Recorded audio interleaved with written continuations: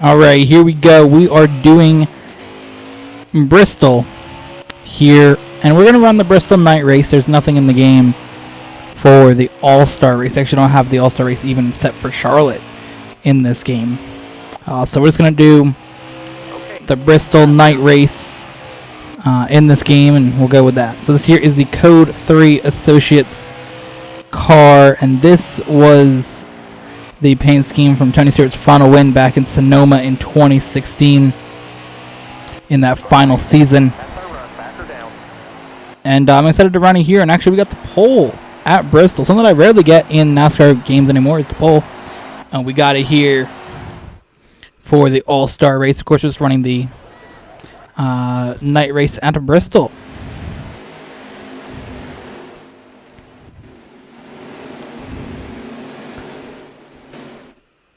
I believe it is going to be, I'm assuming, yeah, it's going to be a night race, of course. I believe 30,000 fans are going to it, which is a lot. I like the effort to try to get fans back, but doesn't seem like the right time to me. I was definitely in the, and still am in the camp of a lot of places should stay shut for longer if they can. Camp, and also the wear your mask camp. I'm very big in that one, so make sure you wear your mask, guys. He said slow down. Oh man. Yes. By the way, we are here night race. I think this though is a good opportunity to try out doing all-star races at other locations. I think there might have been only one All-Star race before, not in Charlotte. Somebody correct me if I'm wrong on that, but I think there's only been one All-Star race not in Charlotte. So it's cool to see one in Bristol. It's also cool to have the Kentucky race and the All-Star race, of course, broadcast by Fox. As part of the contract is to do the All-Star race, but to have races broadcast by Fox is always better than NBC. So good to see them one final time this season. So yeah, big fan of the Fox broadcast. I mean, if NBC was like, honestly, what would make NBC's broadcast better if it was just like Rick Allen and Dale Jr. and that was it. You had those two. You got rid of Steve Letarte and Jeff Burton, get rid of both of them, and I think you have a good broadcast. And also let them just like, they seem like they don't have that much fun. So that's why I think Rick Allen and Dale Jr. would have fun if it was just them announcing. The other two were just like, playoffs, we're boring. Because I think Steve Letarte and Jeff Burton are just kind of boring as announcers. I think they're both just kind of like, I don't know, not that interesting. So, you know, you get Fox and you get Mike Joy and Jeff Gordon and Larry McReynolds, all very interesting, exciting. They always get hyped to other things, and I've always liked the Fox broadcast better. To be 100% honest with it, I know we've had this discussion in previous videos before, a couple weeks ago, but that's just that. Yeah, I don't know who this Carter dude is. When I loaded the game, I'm like, who the hell is that?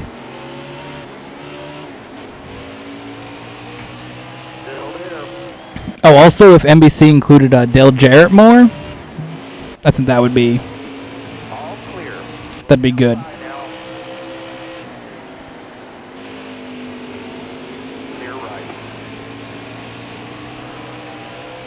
The unfortunate thing is I think we'll have NBC announcing for quite a while because NBC, of course, is part of Comcast, or Comcast is part of NBC, one of the two. I don't know which one owns which, but they're connected, and Comcast, of course, makes Xfinity Internet. That's their thing. Which, I mean, Xfinity Internet, we can gas that up. Xfinity Internet is lit, but just the NBC broadcast itself. But Xfinity is so much into NASCAR sponsorship. I mean, they sponsor 2 of the 3 series. Like, That's big. They're one of the 4 presenting sponsors of the Cup Series, along with Geico, Busch, and Coca-Cola. And then they are, of course, the sponsor of the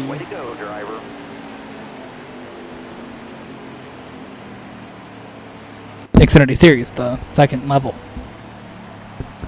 So, you know, fairly large commitment there. And, of course, being the broadcasting company, I think they're well invested in the sport that they wouldn't just pull out their sponsorship or their broadcasting. So, I don't think that it's necessarily like a terrible thing. I just think that they need to shake up who the announcers are and have a little bit more fun and not just be like playoffs. I want you to know I turned on the Indianapolis race the other day, and the first thing that I see is them talking about playoffs. And for me, I mean, first of all, I find the playoffs kind of whack, but like besides that, I don't necessarily care in the middle of the summer who's like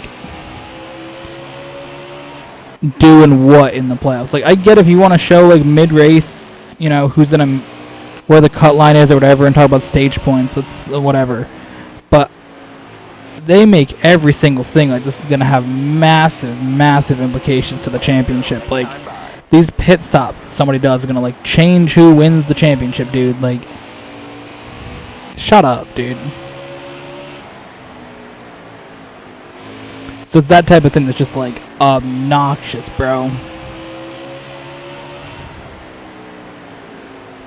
But, you know,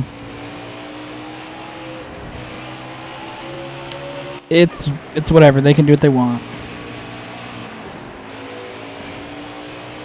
I'll just be critical of it as long as the contract exists between the NBC doing the broadcast and NASCAR.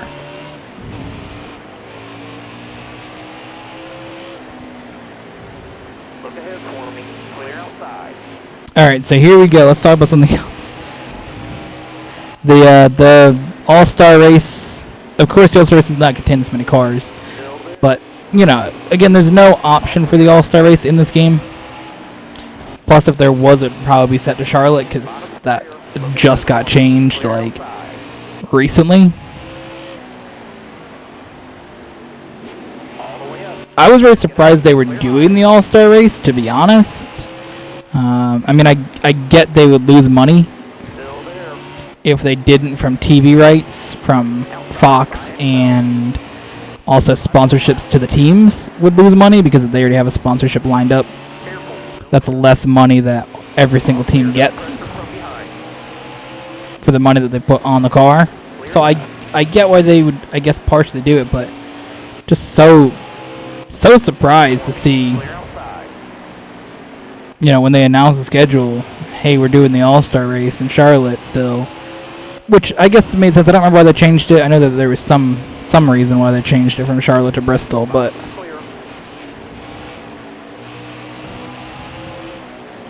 very surprised when I saw All-Star race happening.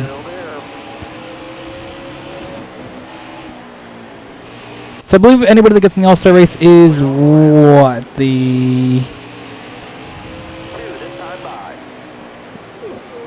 Is it past winner? I think it's anybody that won in 2019 and 2020 gets in.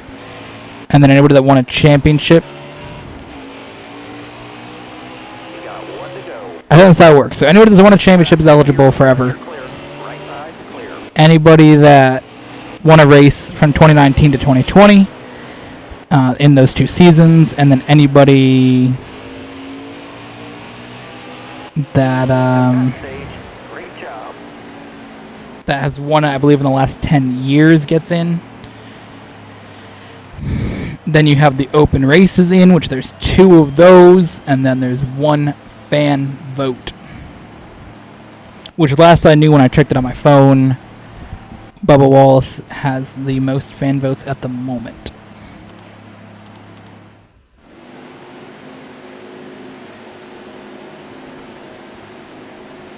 We're going green. Go, go, go. I remember the year that Casey Kane got voted in and then won it. That was wild. Still there. That was like, what, 2008? 2009, something like that?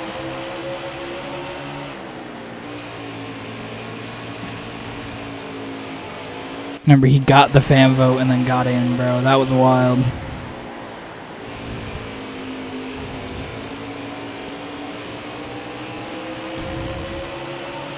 Could we talk about that Casey Kane Red Bull car that he drove that one season, though? That was lit.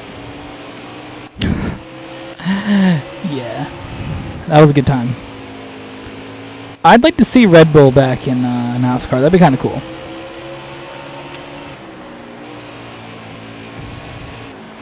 I think that their thing was they thought that they could replicate what they did in Formula 1 and kind of come in and be decent from the start. They were never a terrible team in F1. It only took them a few years to win the championship. Obviously, they joined NASCAR before they won their Formula 1 championships, but they kind of, I think, thought they could handle both things similarly, and you got to take a different approach. I mean, they both take time. They got very successful in Formula 1 quite quickly and had a lot of good luck in it, you know, right at the start with having relatively good cars and, you know, good drivers right from the start. They didn't have that good combination in NASCAR. You know, it was a bit of a yikes from the beginning, starting with the Toyotas. I mean, they went and raced the worst of the manufacturers at that time. You know, like, I think they did Dodge the first year. I think I remember reading that 2006 or 7, one of the two. They did Dodge and then went to Toyota. But Toyota was not good back in 2007, 2008. They could not make a race lots of times. They were struggling. All those like early Toyota teams, Red Bull and Michael Waltrip Racing and whoever else was there as a Toyota team, like, it was a struggle. They got Joe Gibbs in there, and, you know, by getting the, I just want to lap like as many cars as possible, dude. Like, awesome, dude.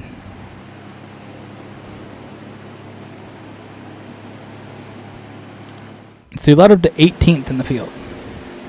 But yeah, that's the thing. I think that they joined in at a bad time for Toyota, pretty much. Stay sharp. All right, you're coming to the green.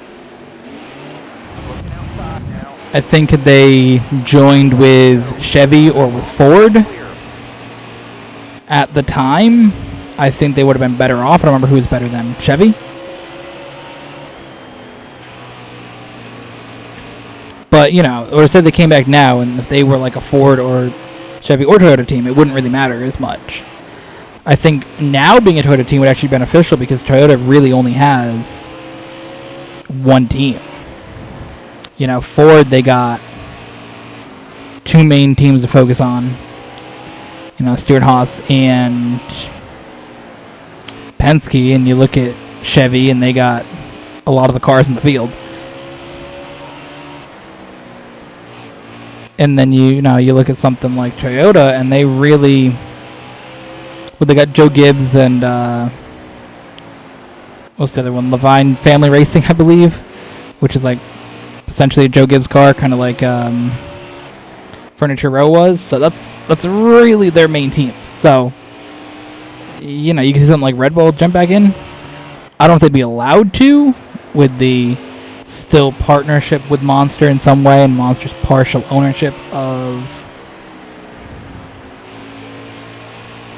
or Coca-Cola's partial ownership of Monster being the title, one of the title sponsors. I don't know how much that would be allowed, but there's a lot of sports between the two that Monster and Red Bull both are compete in or sponsor in. When one is the title sponsor and the other one competes in it, so I don't really see why it'd be a problem. Plus, I don't really know if NASCAR would say no to somebody being a team owner. Especially such a big company like that. So if they came back in, I doubt they ever would, but At your bumper. Clear high. we can all hope. Then I could have two teams to root for. All around. Stewart-Haas and Red Bull.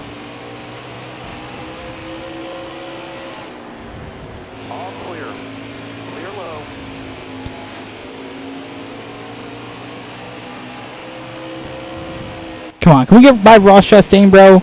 Get out of here, dude. You suck. I don't typically have like drivers in lower levels that I find annoying, but god damn it, I find Ross Chastain annoying, dude. Dude's just so lame, dude. Those stupid ass watermelons on the ground, bro. Like, shut up. Like, you're not cool, dude.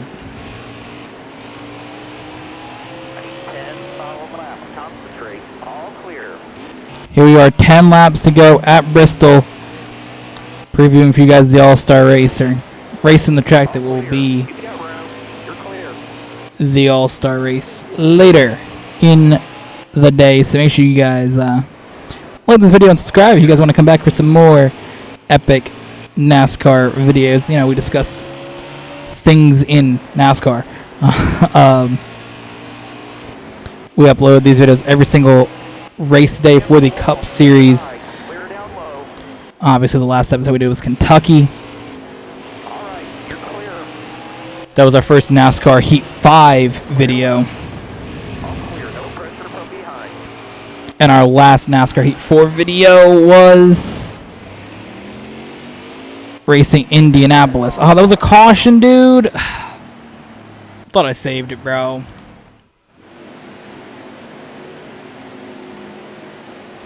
The last one that we did was Indianapolis. That was pretty good. We finished off NASCAR Heat 4 with a win. Started off NASCAR Heat 5 with a win. Can we continue 5 here with a win, though? That's the question.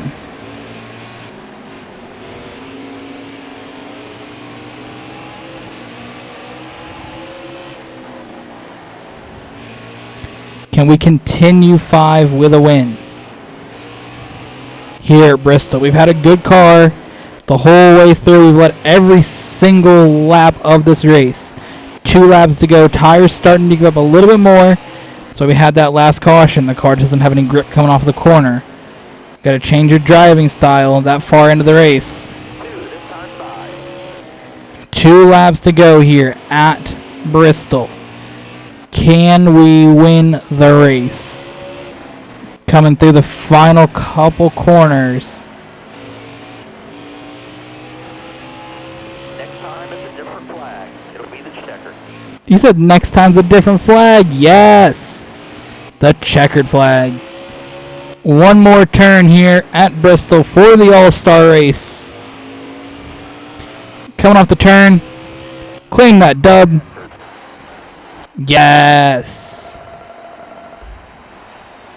What a dominant... How is that not 105 rated, bro? How is that not rated 105? I led every single freaking lap, dude. You know how hard that is to do? And I did not get the maximum rating, bro.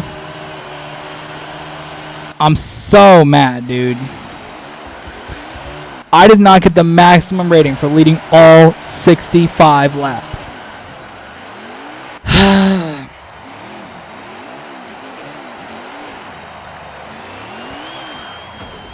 Big mad, bro. Big mad, big mad, big mad.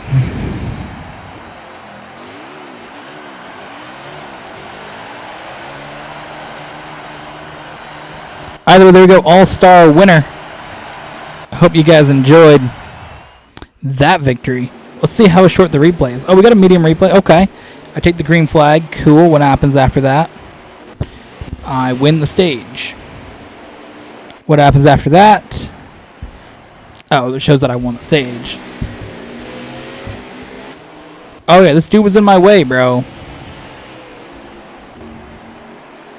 He's getting frustrated with these lapped cars.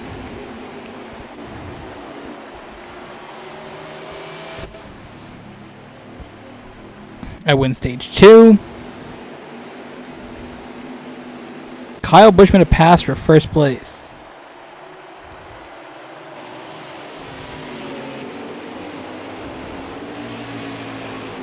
Oh, did I technically not lead every lap then because I didn't lead under that caution because I came out third?